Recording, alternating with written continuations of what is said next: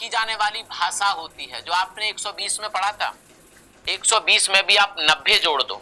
120 में क्या था? संसद में प्रयोग की जाने वाली भाषा, उसमें आप 90 जोड़ो। आपने 112 में 90 जोड़े तो 210 मिला, तो आपको वही मिला जो संघ में था, अर्थात बजट।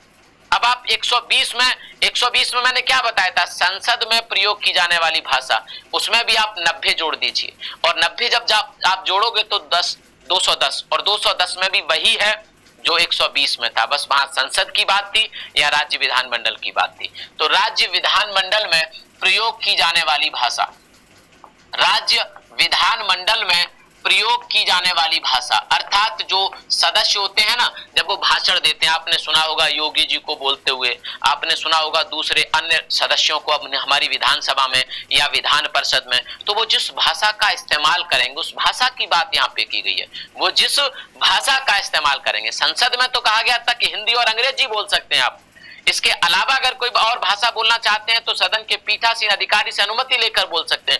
लेकिन राज्यों के बारे में क्या है, राज्यों को देखते हैं हम क्या क्या भाषा यहाँ पर बोली जा सकती है। ठीक है, तो राज्य विधानमंडल में प्रयोग की जाने वाली भाषा, प्रयोग की जाने वाली भाषा 210 में है, की जाने वाली भाषा। अब आप राज्य विधानमंडल में अगर आप कल को विधायक बनते हैं या एमएलसी बनते हैं, एमएलए या एमएलसी बनते हैं, बन भी सकते हैं, कौन सी बड़ी बात है, आराम से बन सकते हैं, कोई बड़ी समस्या नहीं है।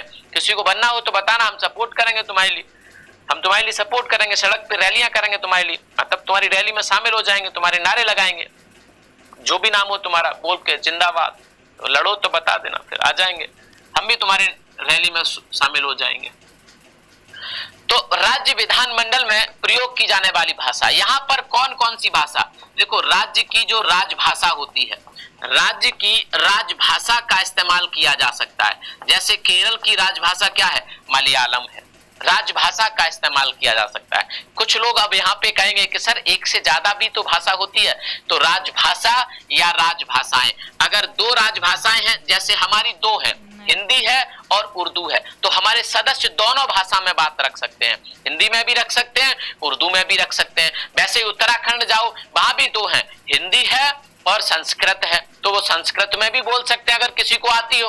वैसे मुझे लगता नहीं है नेताओं को आती होगी संस्कृत, अगर आती है संस्कृत तो संस्कृत में भी बोल सकते हैं।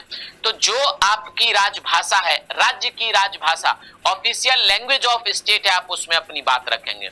अब आपकी मलयालम है तो मलयालम में रखिए, मलयालम है तो मलयालम में रखिए, है ना, या मतलब राज्य की राजभाषा या राजभाषाएं या